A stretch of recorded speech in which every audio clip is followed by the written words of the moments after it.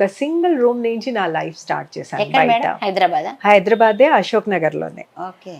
ఒక రూమ్లో ఉంటూ, అక్కడ కూడా ఓనర్స్ వల్ల నాకు ప్రాబ్లం. ఎందుకంటే లాయర్గా మగవాళ్ళు ఆడవాళ్ళు అందరూ వస్తారమ్మా ఆఫీస్కి. నేను స్ట్రగ్లింగ్ స్టేజ్లో ఉన్నాను కాబట్టి 8 o'clockకి 9 o'clockకి ఎవరన్నా క్లయింట్స్ మెయిల్ వస్తే మై ఓనర్ ఆబ్జెక్షన్స్ చెప్పడము, మగవాళ్ళు వచ్చేస్తున్నారు అలా వచ్చేస్తున్నారని. ఆ డిఫికల్టీతో నేను ఉండలేను అలా కండిషన్స్ అయితే ఇంకో చిన్న పోర్షన్లోకి షిఫ్ట్ అయ్యాను. షిఫ్ట్ అయ్యి అక్కడ ఫస్టే చెప్పేశాను, నేను లాయర్ నండి, ఇలా నాకు వస్తాను. వాళ్ళకి నిజంగా ప్రాబ్లం లేకుండింది. అది ఇండిపెండెంట్ చిన్న పోర్షనే, 2 rooms పోర్షన్. ఆ ఓనర్ కూడా రామకృష్ణ గారు చాలా సపోర్టివ్గా ఉండేవాళ్ళు. అంటే మీరు అప్పుడు కూడా లాయర్గా ప్రాక్టీస్ చేసుకుంటూ మరో పక్క డాన్స్ కంటిన్యూ డాన్స్ పర్స్యూ చేస్తా ఉన్నాను. పిల్లల్ని కూడా చూసుకుంటూ మీరే. బాబు ఉట్టి 1 year నేను సపరేట్ అయినప్పుడు. అంటే మీకు ఇంకా మీ హస్బెండ్ నుంచి ఎటువంటి ఫైనాన్షియల్ సపోర్ట్ కూడా రాలేదా మేడం విడిపోయాక కూడా? అసలు ఎప్పుడు ఆయన ఏది పట్టించుకోలేదండి. విత్ ఇన్ ద మ్యారేజ్ ఉన్న కాలంలో కూడా నాకు ఫైనాన్షియల్ సపోర్ట్ లేదు. నాది నేనే చేసుకున్నాను. అంటే మీరు ఏ ఏజ్లో వచ్చేసారు మేడం బయటికి? నాకు 26 years. 26. అప్పుడన్నా మీ పేరెంట్స్ వాళ్ళు మళ్ళీ మిమ్మల్ని లేదండి, లేదు. మీరు వచ్చేసినా ఎవ్వరు, ఉట్టి మా అన్నయ్య నాకు డాక్టర్గా పవనేంద్ర అని సిస్టర్ ఉండేది, తను కాన్స్టెంట్ సపోర్ట్. మా బాబు డెలివరీ కూడా తనే, she was a gynaecologist, she is no more.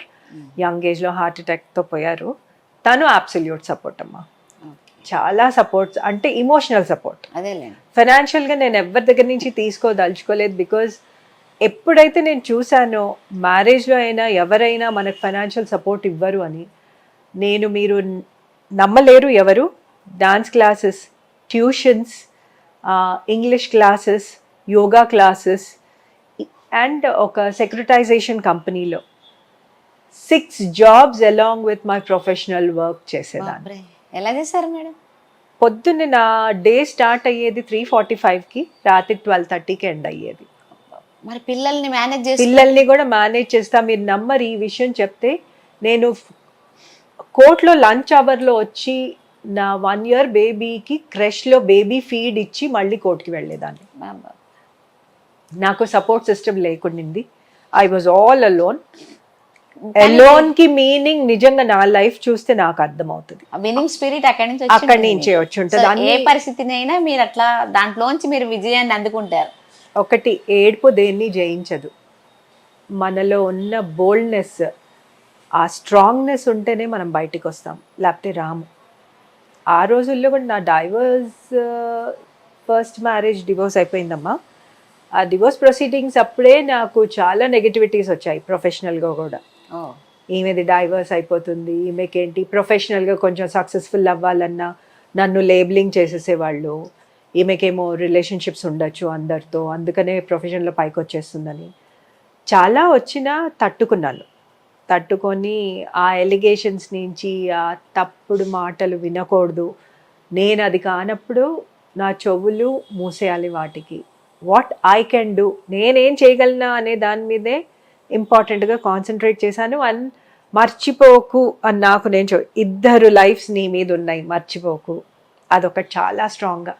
నా పిల్లల కోసం నేను చాలా స్ట్రగుల్ అయ్యానమ్మా. సో అక్కడి నుంచి మీరు ఫైనాన్షియల్గా ఎట్లా స్టెబిలైజేషన్ అది ఎట్లా వచ్చింది? అయితే చెప్తున్నాను కదండి, చాలా ఒక్కటి కాదు. నేను ట్యూషన్స్, ఎవరన్నా 200 ఇస్తానన్నా ట్యూషన్స్ చెప్పేదాన్ని. ఒక లీగల్ నోటీస్ 200కి నేను రాసేదాన్ని.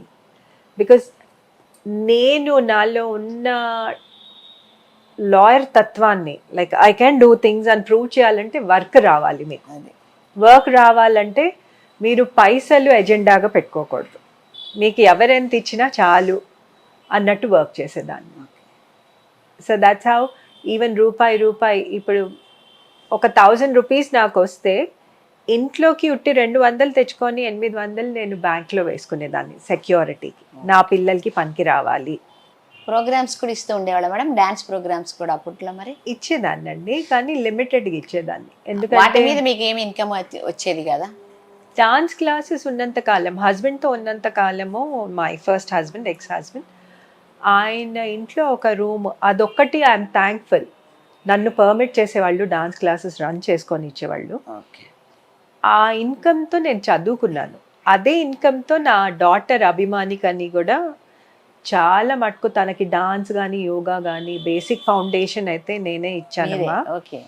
తనకు కూడా 3 years ఏజ్లో, నేను 3 yearsలో నేను డాన్స్ ప్రోగ్రామ్ ఇచ్చానని తన్ని కూడా అలా ట్రైన్ చేసుకున్నాను. ఓ తన్ని 3 yearsకి స్టేజ్ ఎక్కించాను. గ్రేట్. ఎక్కించి ఎడ్యుకేషన్ చాలా ఇంపార్టెంట్, ఎడ్యుకేషన్ లేకపోతే సర్వైవ్ కాము అనేది చాలా బుర్రల్లో వేసేసాను ఇద్దరు పిల్లలకి. ఏవైతే ఈ డాన్స్ క్లాస్ నుంచి ఇన్కమ్ వచ్చేదో పాపని చూసుకునేదాన్ని. అప్పటికి నాకు ఫస్ట్ బేబీనే, బాయ్ ఇంకా పుట్టలేదు. దాని తర్వాత లా అదే పైసలతో కంప్లీట్ చేసుకున్నాను. ఓ ఆ లా ఎగ్జామినేషన్స్కి ఆ పైసలన్నీ కూడా పెట్టుకోవడము. మాణిక్ చంద్ పహాడే లా కాలేజ్ అనే ఔరంగాబాద్ నుంచి చదివాను నేను లా. బికాజ్ అప్పుడు డైరెక్ట్ 5 years కోర్స్ మనకి ఇంకా ఇంట్రడ్యూస్ కాలేదు. ఇప్పుడు ఒక్కసారి మీరు అవి తలుచుకుంటే ఎట్లా అనిపిస్తుంది మేడం ఆ రోజులు? ఇప్పుడు మీరు చాలా అవన్నీ దాటి వచ్చారు కదా, స్టెప్ బై స్టెప్ పిల్లల్ని పెంచుకుంటూ వాళ్ళకి స్టెబిలైజేషన్ ఇస్తూ, మీరు స్టెబిలైజ్ అవుతూ, కెరీర్లో ఒక పక్క ముందుకు వెళ్తూ, ఒకటి అంటే ఏంటంటే గర్వంగా ఉంటుంది కదా మీకు? గర్వం కంటే ఎక్కువ కూడా నాకేమనిపిస్తుంది అంటే, ఓకే నేను ఇన్ని ఛాలెంజెస్ తీసుకోగలిగాను కనుక నిజంగా ఆడవాళ్ళు ఎంత స్ట్రాంగ్, లైఫ్లో చాలా ఛాలెంజెస్ తీసుకోగలరు అందరూ అనే ఒక ఫీలింగ్ వస్తుంది.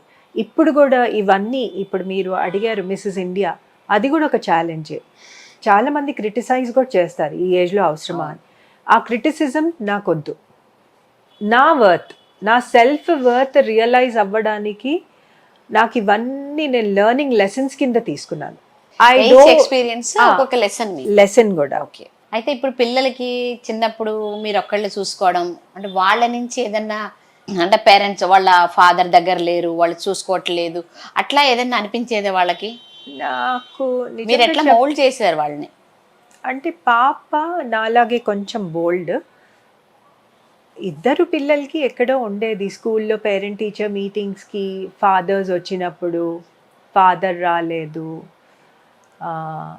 అందరికీ పేరెంట్స్ ఉన్నారు, ఇద్దరు పేరెంట్స్ వస్తారు, మాకే ఫాదర్ ఎందుకు రాలేదు, ఫ్రెండ్స్ అందరు ఎలా చూస్తారు, నెగటివ్గా చూస్తారు.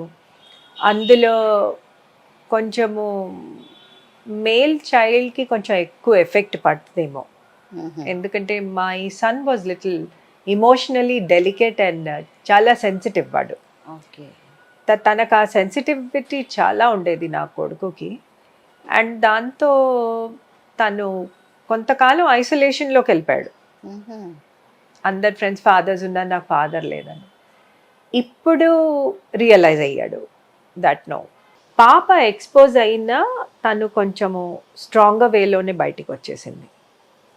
తనకు కూడా అన్ఫార్చునేట్లీ తన మ్యారేజ్ కూడా లవ్ మ్యారేజ్ అయినా తనది కూడా లవ్ మ్యారేజ్ ఫెయిల్ అయిందమ్మా.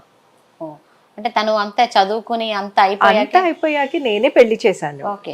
తను చెప్పింది నాకు తను అంటే ఇష్టము, నేను చేసుకుంటాను అని చెప్పిన తర్వాత, ఇప్పుడు పిల్లల ఇష్టాన్ని నేను కాదు అనకూడదు, మంచిగా చూసుకునే అతను.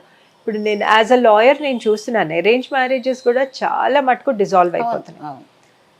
నాకేమని ఉండిందంటే, లవ్ మ్యారేజ్ అయినా మనం పార్ట్నర్స్ సెలెక్ట్ చేసుకుంటే వాళ్ళు అన్ని చూసి చేసుకుంటారు కదా, ఇతను నాకు కంపాటబుల్, తనకి నచ్చాడు, చేసుకొని అనేసి చేశాను నేను దగ్గరుండి. దానికి కూడా క్రిటిసిజం నా ఫ్యామిలీ నుంచి వచ్చిందిలేండి. పర్టికులర్లీ అప్పుడు మా సిస్టర్స్ని నేను ఇన్వైట్ చేయడం, నేను ఒక్క సిస్టర్, మా అన్నయ్య సిస్టర్ అయితే ఎప్పుడు నాకు సపోర్ట్ ఉన్నారు, ఇమోషనల్ సపోర్ట్. ఫైనాన్షియల్ సపోర్ట్ ఎప్పుడు నేను ఎవరి నుంచి తీసుకోలేదండి. కానీ మీరు ఇంత ఫేస్ చేసి, మీరు ఇంత స్ట్రగుల్ అయ్యాక మళ్ళీ తను మీ డాటర్కి మీరు అన్నీ చూసి ఎంక్వైరీ చేసి అట్లా, అంటే తనని కొంచెం గైడ్ చేసి అట్లాగే చేశారా? నేను అడ్వైస్ ఇస్తానమ్మా. ఇప్పుడు పాప కూడా పెద్దది, అవును, షీఈ్ ఆల్సో మేజర్. తనకి ప్రపంచాన్ని చూసి ఎక్స్పీరియన్స్ వచ్చి ఉంటుంది కదా. మనం ఇచ్చే ఎక్స్పీరియన్స్ వేరు, సొంత ఎక్స్పోజర్ ఉండడం వేరు. ఇప్పుడు మీ చిన్న లైఫ్ ఎగ్జాంపుల్ చెప్తాను. మీకు దెబ్బ తగులుతుంది, అయ్యో దెబ్బ తగిలిందా అన్న వరకే నేను చూడగలను, కానీ నొప్పి బాధ అనేది మీరే పడాలి.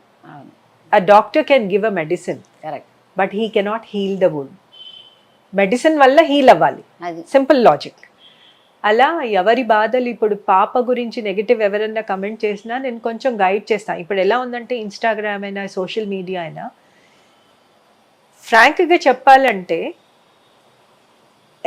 పాపులారిటీలోకి ఒక అమ్మాయి వస్తుంది అంటే మీకు మీడియా క్రిటిసిజం, మీ గురించి చెత్తగా మాట్లాడే వాళ్ళు కూడా చాలా మంది ఉంటారు. అది లేడీ అనేటప్పటికీ అది ఎంత వల్గారిటీ ఉంటుందంటే అవి చదివినప్పుడు ఒక మనిషికి ఎంత కష్టం అనిపిస్తుంది. అవును. మగవాళ్ళు బాడీని ఎలా అయినా డిస్ప్లే చేస్తారు, అలా అని ఆడవాళ్ళు కూడా ఎక్స్పోజ్ చేసుకోవాలి అని నేను చెప్పనమ్మా. తప్పు. ఒక లిమిటేషన్స్ ఉంటాయి. అంతవరకే మీరు బాడీని ఎక్స్పోజ్ చేసుకోవడము, మీ అందాన్ని ప్రదర్శించుకోవడము ఒక లిమిట్ వరకే ఉంటుంది.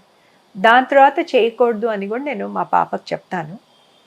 ఈ విషయంలో నేను ఇంపార్టెంట్గా ఒకటి చెప్పాలి. ఇప్పుడు మోడర్న్ సొసైటీలో తను మీడియాలో ఉంది, తను షీఈ్ అ సూపర్ మోడల్, తను మిస్సెస్ ఇండియా రన్నరప్గా గెలుచుకొచ్చింది, ఎన్నో అవార్డ్స్ గెలుచుకొచ్చింది కాబట్టి అందరు పాపులారిటీ ఉంది కాబట్టి తన్ని క్రిటిసైజ్ చేస్తున్నారు.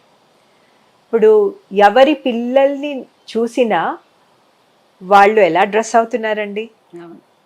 ఆ క్రిటిసిజం వాళ్ళకి వర్తిస్తుంది కదా. తప్పకుండా. Why only to a popular girl?